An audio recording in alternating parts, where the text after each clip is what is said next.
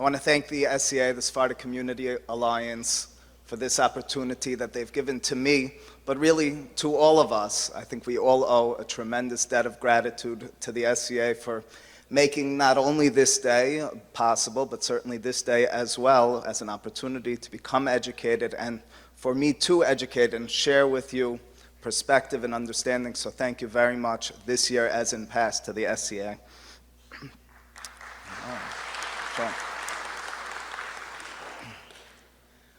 I wanted to share with you a perspective of my own, somewhat new, with regards to understanding what it means to have lost the Mikdash. I think it's a question that each of us ask every year, certainly at this time, maybe at other points. And that is, what was the Mikdash? What should our association, our understanding of the Beit HaMikdash be? The Mikdash certainly was a place of worship, where we brought sacrifices, where we prayed at points. But we have many other places of worship. We have many other opportunities for worship. Mikdash had to be more than that. In truth, the first Mikdash, the Mishkan that the Torah describes in Parashat Terumah, the Torah describes it not only as a place where you'll bring sacrifices, but rather as Ve'asu li Mikdash v'shachanti betocham. God promises his presence through Mikdash. Mikdash then was a place, is an entity that we associate with connectedness, with presence of God. How then are we to find that through the description of the Torah, through our national consciousness and history, in understanding and appreciating the Mikdash? First and foremost, just to understand the difference between worship, giving, and appreciating a relationship, I think we think no further than the conversation you had with your spouse yesterday, with your good friend 2 days ago. It's when you said something and they turned to you and said, what you're saying sounds right, but I don't feel like you're actually meaning it. To mean something, to be a part of something, is very different than just giving to the other or just saying specific words. The Mikdash, in my mind then, was the opportunity and was in some way the responsibility that we had to find God in relationship. I'd like to present the following theory, that the Mikdash was a journey for us. And I suggested from the Pesukim in the Torah first by the Mishkan. Well, you'll look on the right-hand side of the page, on the screen in front of you, at the very bottom, 3 lines before the bottom. This is not the ritual side of the Mishkan, not the part where we brought sacrifices or we constructed it, but when the Mishkan was in full effect. It's the beginning of our march in the desert. Our beginning of the march in the desert in Parashat Beha'alotecha describes the Mishkan, the Aron more specifically. What was it doing? Vayis'u mehar Adonai derech sheloshet yamim, the pasuk says. We were moving, va'aron berit Adonai nosea lifnehem derech sheloshet yamim, latur lahem menucha. The Aron, the centerpiece of the Mishkan, was not just a place of worship. It wasn't just a location for talking. It was rather the trailblazer. It was what set forth for us a journey. That's what the Mishkan was at its core. Somehow, the Mishkan represented a journey through the desert, a journey in searching for a location. It's reminiscent for me, it reminds me of the life of Abraham. And the Torah is very careful and particular in having us associate the Mishkan, the time in the desert, with Abraham. If you look at the Pesukim right beforehand, the Pesukim right before describing that march through the desert, describe a conversation between Moshe and his father-in-law Hovav. Moshe turns to his father-in-law. He says, we're moving, we're traveling. Maybe you want to be with us. But listen to the particulars with regards to how he describes it. He says, Lecha itanu, in the bold words, Vehetabnu lach, walk with us, father-in-law, and we'll do good for you. Those words already bring forth, at least in my mind, a first walking in the Torah, the first bestowal of good. But then the response is even more telling, because Chovav can't go with them. He won't, he says. Lo elech, ki im el arsi ve'el moladeti elech. I'm going back home, to my house, to my homeland. Those words, that description, the request and the response between Moshe and his father-in-law are directly parallel to the Avraham encounter we know at the beginning of his life. Because Avraham, at the very beginning of his life, as the Torah tells it to us, at the age of 75, is commanded by God, Lech lecha, go forth, me'arsecha, from your land, mimoladecha, from your birthplace, el haaretz asher areka, and if you do so, well, all sorts of good will come your way. Listen to the analysis for a moment. Envision Avraham on the one hand, and then somehow associate that with the Mishkan. Here's Avraham, 75 years old, just encountered and found this God. He's told, follow me into a land where you don't know where you're headed. That's the vulnerable feelings of Avraham. Doesn't know where he's headed, he just knows the promise of goodness up ahead. The Mishkan, in some way, the embodiment of our travel through the desert, is the identical story. Somehow, we were living through the desert, the Midbar, Am Yisrael, the same journey, the same travel as Abraham, and leading us through it was the Mishkan, or later on we'd imagine that as the Mikdash. How so? In what way were they related? How was it that the Mishkan was the trailblazing nature for us as a people? Abraham was following God. We were following God, but finding him through the guidance of the Mishkan. Let's pause for a second to think about Abraham. Abraham, I've said it on more than one occasion, is well known in my mind for two things. Number one, he was the first monotheist. He found God. He understood the oneness of God. On the other hand, in an altogether different way, Abraham was the one who knew how to do chesed to others. He was able to appreciate the goodness. He was raising his eyes to greet the visitors. He understood chesed. Two very different attributes. Characteristics we'd love to say everyone should and does possess, but we oftentimes find the people who accentuate the God side and others the human side. Abraham had them both. Abraham had them both, I'm convinced, because Abraham's life was one of traveling. To travel, by definition for Abraham, to journey meant he needed to be looking constantly. He needed to be searching for everything and anything in his way.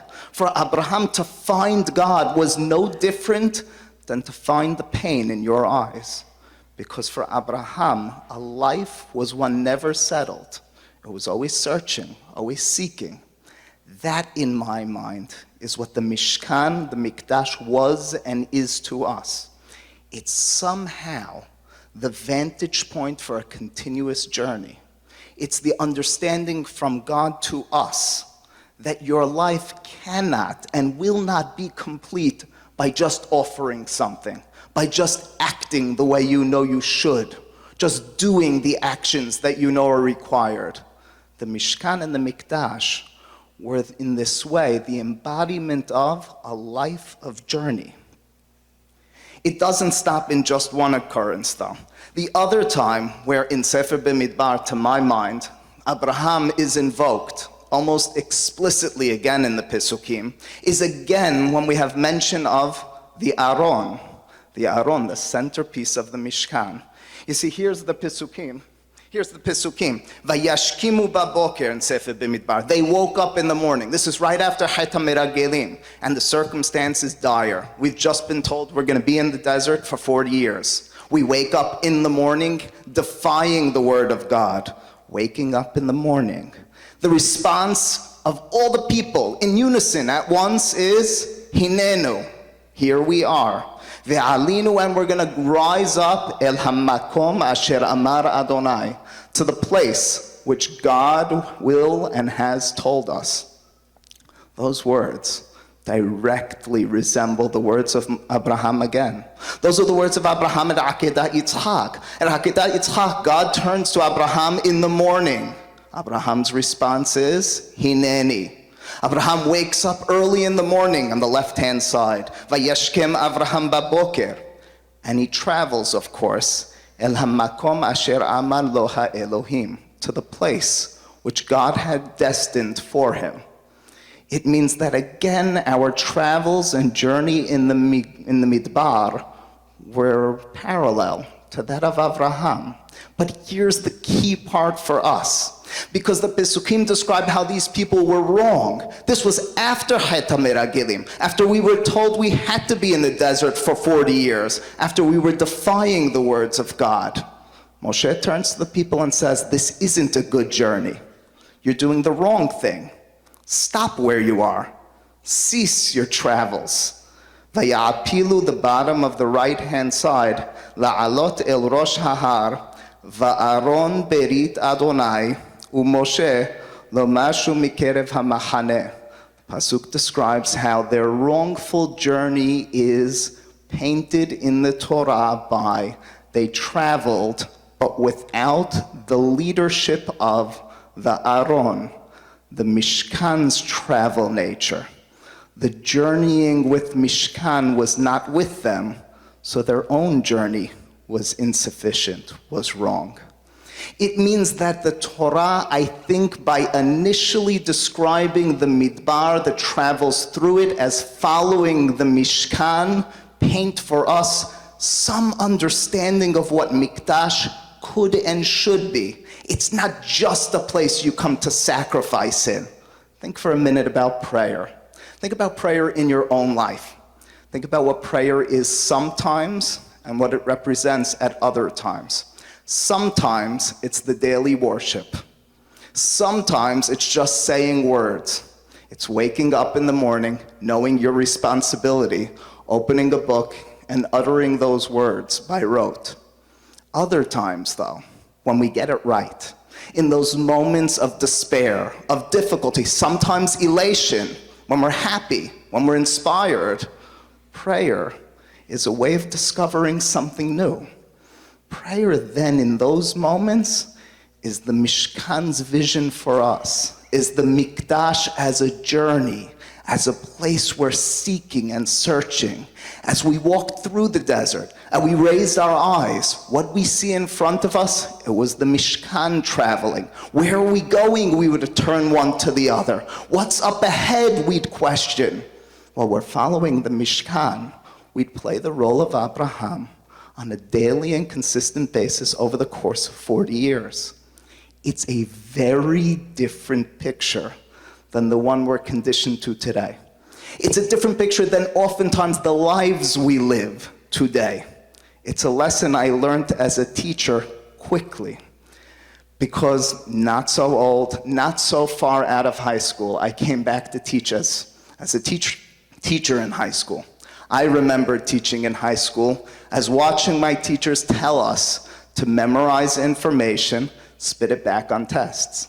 As a teacher, just 10 years out of high school, there were these things that everyone carried around with them. They looked like this. Memorizing information was not so relevant, because if it wasn't this, then it was a screen like that or something else. So the journey now became the main part of the experience of teaching and learning. As a teacher, I'm forced to think about not what my students will remember, but what they'll develop, what they'll discover as we learn together. The Mikdash, the Mishkan, was that entity. It said to us then, don't just approach God to do. Don't just assume that in speaking to him, you are fulfilling some sort of responsibility. The Mikdash instead was like the life of Avraham. The Mikdash was that journey into the unknown, into the abyss, into the uncertainty of life. But what happens when we enter into Eretz Yisrael? Because if the Mikdash as a small portable Mishkan was what we followed after throughout 40 years, I understand it as a journey. I understand not knowing where I'm headed, so I'm just following the Mishkan. I understand it as the classroom model. I understand it as vulnerability. But what about after we enter into Eretz Yisrael? What about once we inhabit the land? What are we journeying to then? And I think the Torah addresses this as well, but I think this is the most difficult part. And I'll preface. It's a story I once told. It was, in my life, a very moving and pivotal moment for me. I had just finished 9th grade, and I went to a summer camp. My son loves this summer camp. It was a learning Torah summer camp. I'm a car, assuming I'd be all excited, having had a Shabbat, maybe inspiring, educational, something or another, and I let down crying, hysterically. I turned to my parents and I said, I don't belong here. I don't belong in this community, in this school, in this circumstance. I want to be great as a Torah scholar. I want to be someone who's above and beyond anything that's offered to me here. And I really, really cried hard that night. And I remember my mother's eyes at that time, tearing as she spoke to me, but carefully weighing her words, and she said to me the following. She looked me squarely in the eyes and she said, Avi, if you'd go somewhere else, I don't know what you have in mind, you might find growth, but that might be easier growth. And the type of learning that you want in those circumstances might be easier and more accessible. But it's not that it can't be discovered and found here. It just will be harder. It's all apparent and possible right in your own home, school, and backyard. It just might be more difficult to sift out and find. That's the challenge to a nation who for 40 years were traveling and journeying, following a Mishkan and an Aron which preceded them. Now, in a land where you know everything, where there's no uncertain, where the Mikdash is in one place, where there's no uncertainty the next morning, what do you do then? And I think it's that which the Torah tells us we're challenged to live up to as well. Because the Torah in Parashat Re'eh and throughout Sefer Devarim has Moshe talking to the people and saying to them, when you enter into the land, find the makom, a word we've encountered a few times over the course of this class. We saw that word makom, the place, with Avraham. We saw that word makom as the place that was describing where Bnei Israel were traveling to in the desert. And now entrance into the land, there's another makom. It's the makom hamikdash. It's the new place of worship. Moshe turns to the people and says, I know you'll be inhabiting this land. I know you'll set yourselves in place, and matters will become easy and apparent to you. But they're still searching. They're still journeying. They're still understanding more and beyond your own 4 cubits of existence. You need to step out of your boundaries. You need to find that place. In truth, I remember once reading from Ramban Nachmani's commentary to the Torah. He points out that the Mikdash, contrary to the Ir Miklat, had no directions. What I mean by that is the following. There were these cities of refuge. If a person accidentally killed, the Torah tells us about it more than once, there were 3 cities in Israel and 3 outside where they'd go and find their place for security, so family members wouldn't hurt them. Those, the Torah says, you needed to set directions. Everybody needed to know how to get to them. There were signs on the street leading you to an Ir Miklat. The Mikdash had no such signs. The Mikdash, you had to walk and talk to others and search.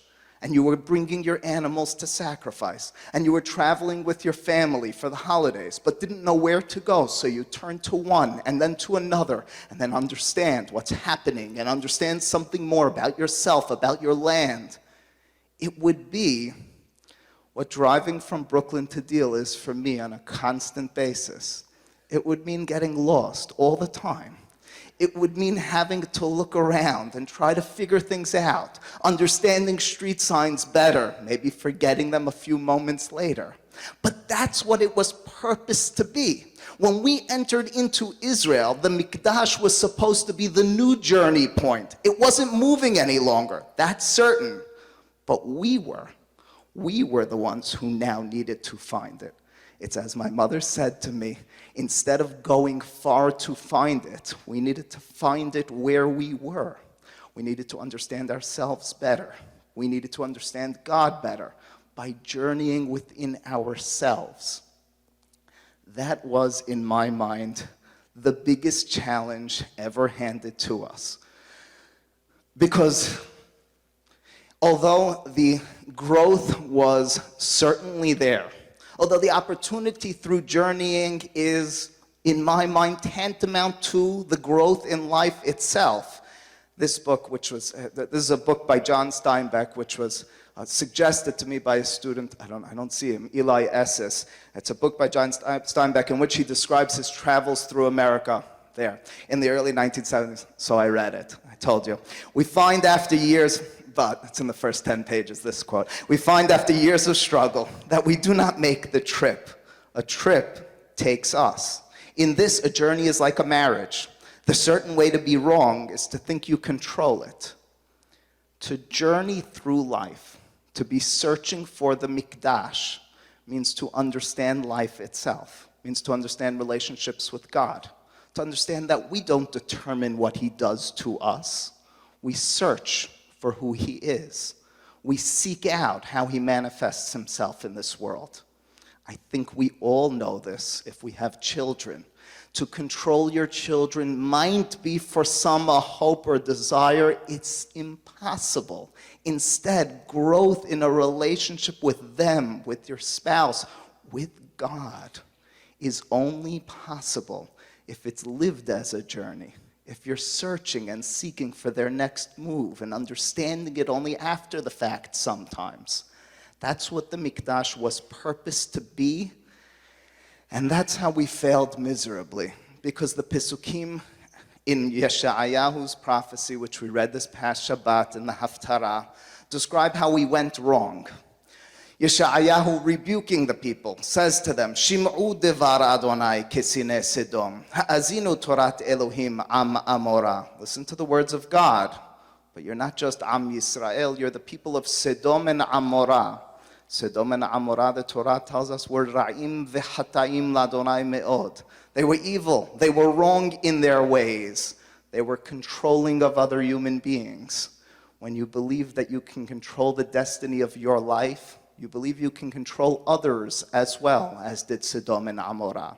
Yeshayahu goes on to describe how God asks, Lama li rov zivhechem, Yomar Adonai. Why do I need all your sacrifices?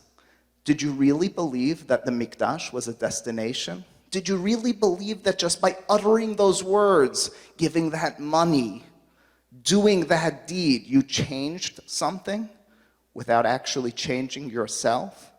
Savati olot elim v'chelev mereim v'dam parim u'kvasim v'adutim lo hafasti. I'm not interested. I'm satiated by all the animals and sacrifices you may or would bring. Kitavod le'ra'ot panai. When you come to request my face, to seek my presence, mi bikesh zot mi'etchem, remos hasera, you trample my courtyard.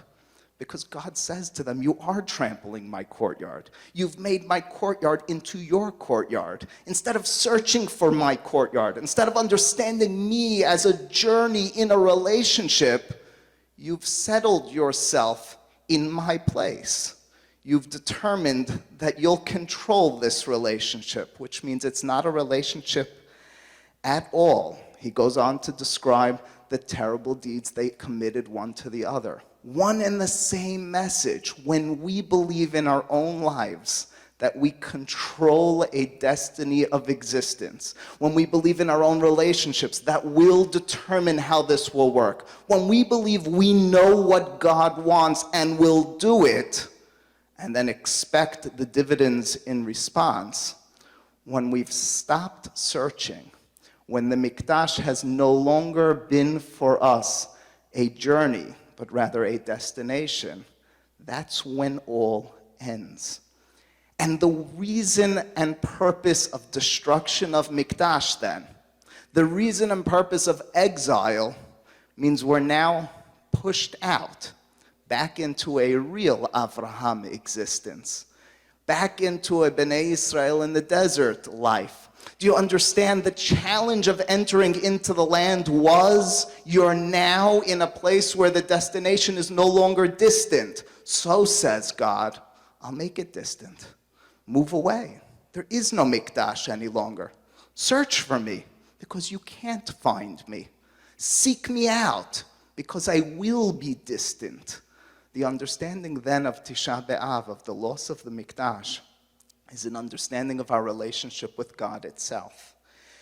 The truth is, this day, Tish'a BeAb, which this year is not Tish'a BeAb, is the 10th of Av today, was questioned in the Gemara. The statement of Rabbi Yochanan in the Gemara is that it really should be on the 10th of Av. We should have been commemorating the destruction on the 10th, not on the 9th. He explains his rationale. He says the actual destruction and going up in flames of the Mikdash was on the 10th of Av, not the 9th. So why then do we commemorate it on the 9th? The response of the Hachamim is Athalta de Puranuta Adifa. The beginning of evil is sometimes more significant. Here's how I interpret those words.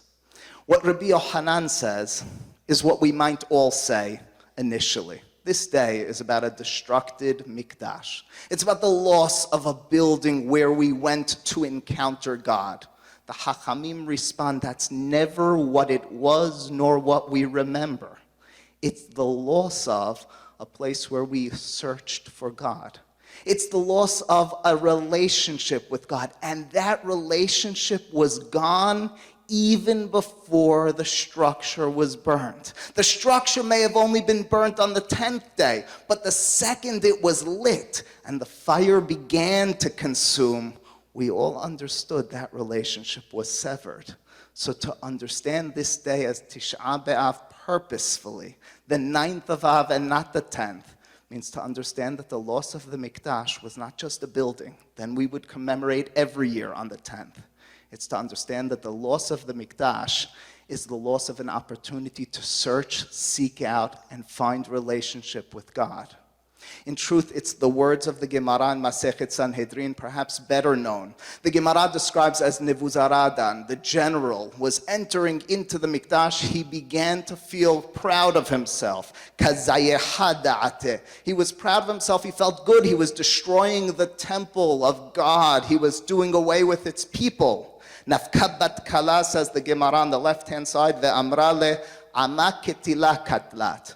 You've only killed an already killed nation. Hechala kaleya kalit. You've only burnt a hechal, a sanctuary which was already burnt. Kimhat techinat techinat. You've only pounded down flour which was already flour. What that Gemara as well is describing is that Tish'a BeAv is not a day on which we just remember the loss of a structure and building. It's not the day on which we only yearn for the restoration of korbanot. It's a day on which we bemoan the fact, we realize and appreciate the loss of that journey to a relationship with God. It's the day on which we think back to what the Aron Hashem was for us in the desert. It's the day on which we think about what a life like Avraham could be with one another, with our children, with our community, with God himself.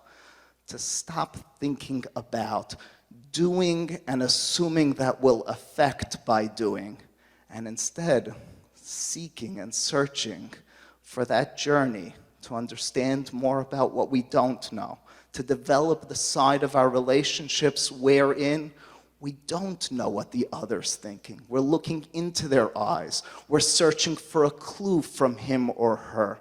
We're trying to understand more about ourselves by realizing that this relationship can and only will be built by understanding it as a continuous journey.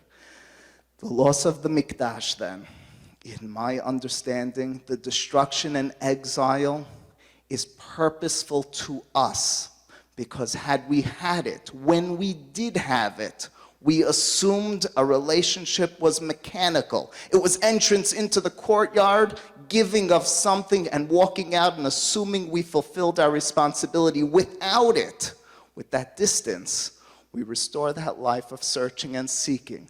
The challenge, of course, will be, as Sefer Devarim told us, to have the mikdash, to have the relationship right there in your home, while at the same time understanding just giving, just doing will not be sufficient.